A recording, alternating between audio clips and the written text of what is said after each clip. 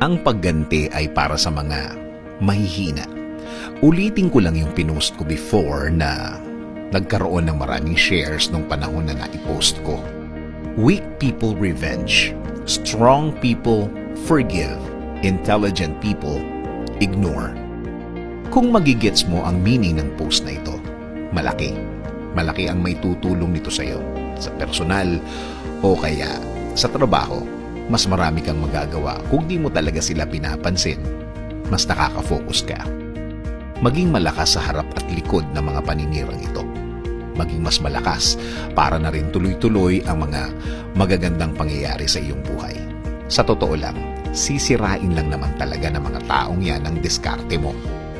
Eto pa, kailangan mong maging matatag dahil the more na hindi mo sila pinapansin, the more na mas titindihan nila ang kanilang ginagawa, the more na pepersonalin ka nila, the more na mas maraming masama ang gagawin at sasabihin nila.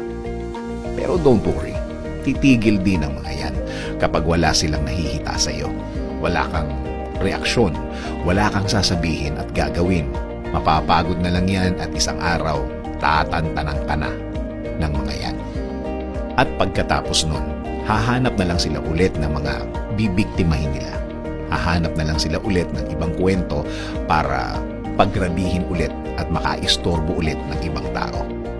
Kaya lang naman talaga tayo apektado ng mga kwentong imbento dahil nag-decide tayo na patulan in the first place. Yun naman talaga ang gusto nila. Patulan natin sila. Sugurin natin sila. Kumprontahin natin sila. Awayin natin sila. Kapag nangyari yan, success ang ginawa nila. Alam nilang may ibang bala pa sila na pwedeng ibaril sa iyo. Alam nilang papatulan mo na naman ang kwento nila. Sabi ko nga, vitamins nila yan, nagpapalakas sa kanila yan.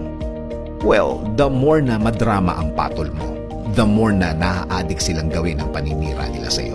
Kaya wag na wag mong iisipin na kapag inaway mo na, aayaw na sila at titigil.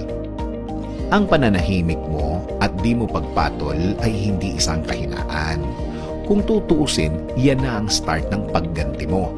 The more na deadma ka sa mga ginagawa nila, the more na focused ka, the more na aangat ka sa buhay mo. At kapag umangat ka na, ayan na, mas lalo na silang magagalit at lalong mag-aapoy ang mga emosyon nila. See?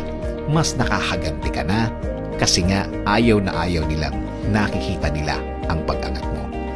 Sabi nga sa English, patience is the best weapon.